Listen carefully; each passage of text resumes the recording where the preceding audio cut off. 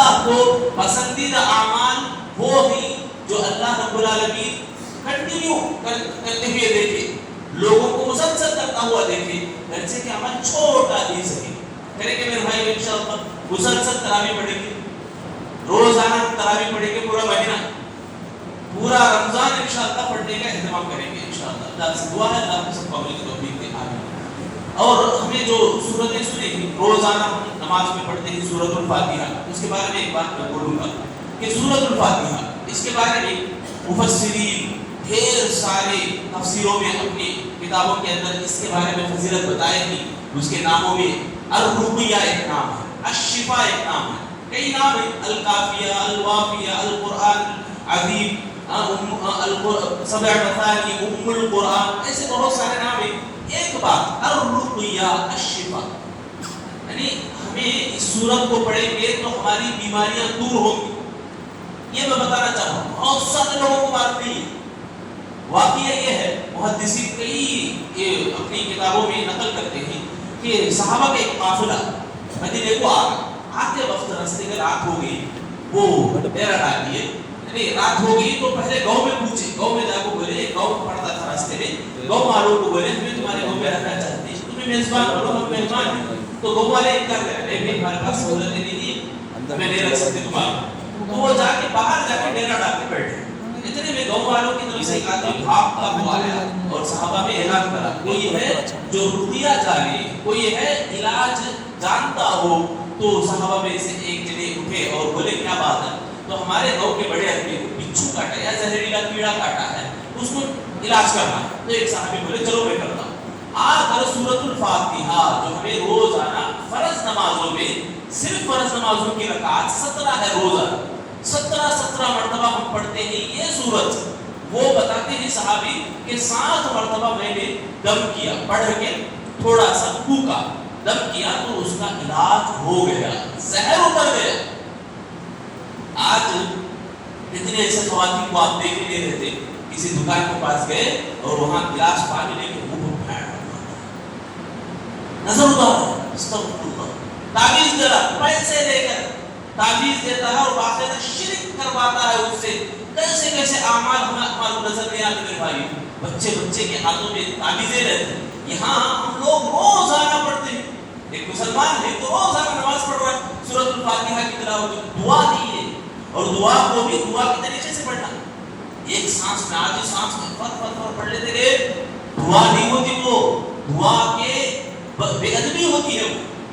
دعا کے ساتھ اللہ رب العالمین کے سامنے کھڑے ہیں، بہت گستاخی نہیں ہے، دعا کرتے نا میں رب ذوالجلال کے سامنے کھڑے ہیں اور دعا بول رہے الحمدللہ، کتنی پیاری بات ہے معلوم ہے، الحمدللہ بولنا اللہ کا شکریہ ادا کرنے کے برابر ہے، ہمیں کہاں شکر ادا کرنے اللہ کا،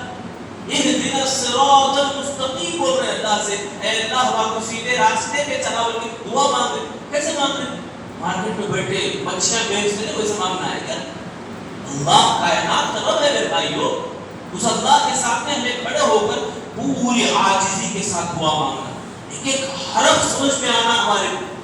لیکن ملتی نا ایک ایک حرف پر 10 نہیں کیا، چپکے ملتی کیسے حرف ہمارے کو سمجھ میں آنا۔ اللہ فرماتے ورتل القرآن ترتیلا، قرآن کو پڑھو ترتیل کے ساتھ۔ اللہ کے نبی جب پڑھتے تھے صحابہ کرام خود اللہ کے نبی صلی اللہ علیہ وسلم محسوس کرتے تھے، رونا آتا تو روتے تھے، ڈر اور خوف کی آیتیں آتی تو ڈر پیدا ہو جاتا تھا، پیچھے ہٹ جاتے تھے جہنم کو دیکھ کے۔ یہی نماز ہے، وہ نفل نماز، تہجد کی نماز، تراویح کی نماز جسے بولتے نا،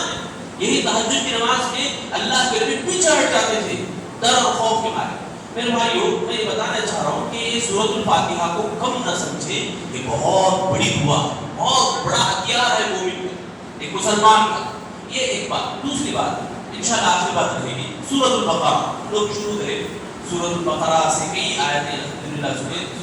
30 تک لگ بھگ سنے ہیں پھر۔ سورۃ البقرہ، بقرہ بولے تو گائے کو، دیکھو اللہ قرآن میں کیسے کیسے نام آ رہا ہے، گائے سنے آپ کبھی، شہد کی مکھی، چونٹی، النمل، چونٹی سورت کا نام ہے۔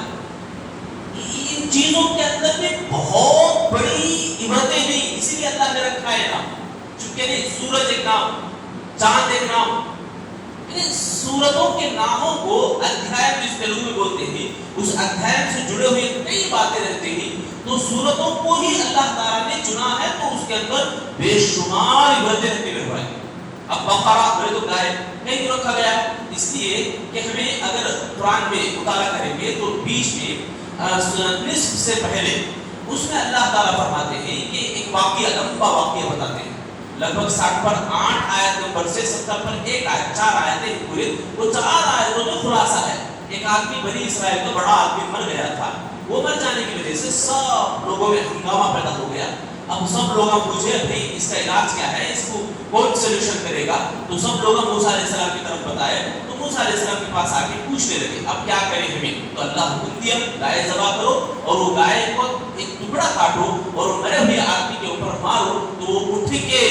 جواب دے گا، وہ قاتل کا راہ بتائے گا، قاتل کا پتہ بتائے گا، کون نے مارا وہ بتائے گا۔ تو ہوا یہ کہ بنی اسرائیل والے طرح طرح سے سوال کرتے لگے، ایسی کھانا گائی ہمارے میں لوگ رہتے، ہم جب نماز پڑھنے کے بارے میں کچھ سوال بولے تو نماز ایسا چھئی کو پڑھنا، وہ اس چھئی کو پڑھنا، دیوانے سوال آئے، بنی اسرائیل سوال کرے، ایسے ہی سوالات کرتے رہے، اللہ تعالیٰ بڑھاتا رہا، جواب بڑھاتا رہا۔ جب انہوں نے انشاءاللہ کہا تب اللہ ان کو گائے میں ایسا کیا۔ ایسی گائے تفسیر میں آتی ہے، تفسیر میں آتا ہے یہ کہ گائے کے وزن کے برابر سونا خرچ کرنا پڑا ہوگا، اتنا بھاری اور اتنی بڑی قیمت ادا کرنے کے بعد ان کو علاج ملا۔ مطلب یہ کہ ہمیں کبھی بھی بے جا سوالات نہیں کرنا، ہمارے کو فائدہ ہونا یا ہمارے بھائیوں کو فائدہ ہونا، تو ایسے سوالات ہمیں کرنا چاہیے۔ بہرحال ایک اور بات یہ کہ انشاءاللہ بولنا، انشاءاللہ میں جو بھی کام کرنے جا رہے ہیں تو انشاءاللہ بولنا ہمارے لیے بہت ضروری ہے، بہت ضروری ہے۔ اور اسی بقرہ، سورۃ البقرہ کا ٹاپک، ہر سورت کا ایک ٹاپک ہوا کرتا ہے،